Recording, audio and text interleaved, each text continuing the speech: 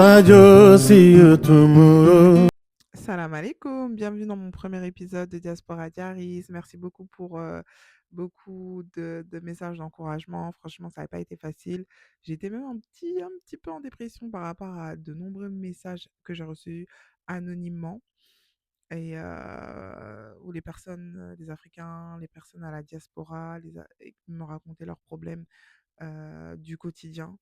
Et donc voilà, donc inch'Allah, j'espère que le fait de partager avec vous leurs problèmes anonymement pourra les aider. Je compte sur vous de commenter et de vous dire et de vous donner des conseils ou de tout simplement dire ce que vous pensez de cette histoire.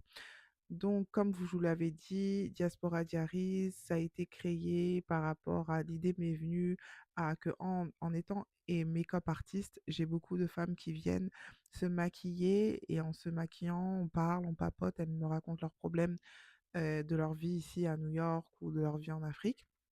Donc aujourd'hui, je vais parler de Amadou, qui est, je vais l'appeler Amadou. Il s'appelle pas Amadou en vrai, mais on va le dire Amadou parce que c'est anonymement, d'une de mes clientes qui m'a raconté cette histoire. Donc son cousin vit ici à New York. Il est d'origine guinéen et il travaille énormément. Il n'est toujours pas marié, il a 35 ans et il ne veut pas se marier. Pourquoi? Parce que il souffre d'anxiété. Donc c'est-à-dire que Amadou travaille tous les jours de 14 heures jusqu'à 2 heures du matin et est le seul à venir aux besoins de sa famille qui est en Guinée. Donc la majorité de ses frères et sœurs sont en Guinée.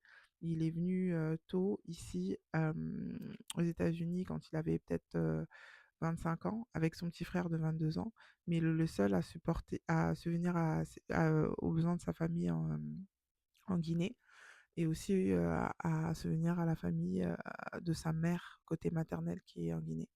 Donc il en souffre énormément parce que tout son argent va en Afrique et il a du mal à économiser. C'est-à-dire il se dit qu'il n'a pas d'économie, donc il a même peur de s'engager à se marier, à fonder sa propre famille. Donc il se sent incompris, car quand il essaie d'aborder ses problèmes avec sa propre famille en Afrique, bah, ils ne réagissent pas et ils disent que oui, mais on priera pour toi, tu es notre seul espoir. Et il voit son âge avancé, il est toujours pas marié, il n'a pas d'enfant. Et il se demande qu'est-ce que son avenir deviendra. Donc il a besoin de vous. Il veut rester anonyme parce qu'il a peur des représailles de sa famille et de ses amis. Et il peut pas raconter tous ses problèmes à ses amis. Donc il aimerait bien savoir si vous pouvez lui donner des idées de business à faire pour avoir beaucoup plus de fonds et pour pouvoir aider. Donc voilà. Il a aussi un dilemme, c'est que sa mère, quand ses petits frères ont des problèmes, sa mère l'appelle, lui demande de les aider, quoi. Oui, c'est-à-dire que là, il a acheté un mototaxi à son oncle du côté maternel et que quand il pleut énormément en Guinée et que son oncle ne veut pas travailler, bah, sa mère lui demande de payer le loyer de son oncle, tu vois. Et il craque. Et une fois, il s'est mis à pleurer. Il a dit, maman, j'en peux plus. Non seulement je dois t'aider, mais je dois aussi aider tes frères. J'ai aussi ici mon petit frère qui est là. Il dit que il comprend pas notre culture, donc il veut pas aider parce il a son appart et qu'il a sa voiture et qu'il dit qu'il a pas les moyens d'aider comme lui il aide. C'est-à-dire que lui, il habite ici avec son oncle et ses frères. Non, son oncle, pardon, son cousin. Donc il a sa propre chambre. Donc du coup, il paye moins cher,